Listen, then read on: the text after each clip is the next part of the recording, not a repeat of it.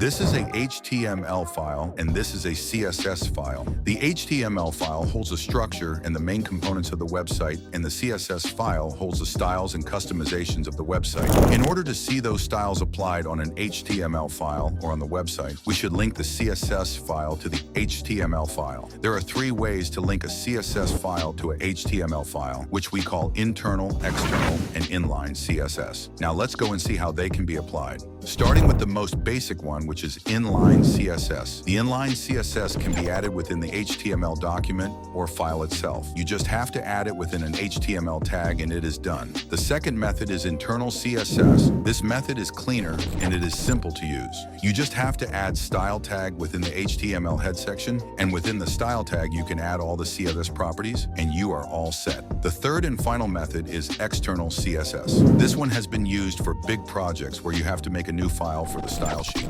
Make sure that your CSS file is where your HTML file is located. Just create a text file, name it anything you like with the extension of .css. Now the file is ready, you just have to link it with the HTML file. Go to your HTML document in the head section, add a tag named link, and in the href or link name, add the CSS file name which you just created. Now you can select any HTML tag and add CSS properties to it for the styling from an external file. This was it for today. Hope you enjoyed the video.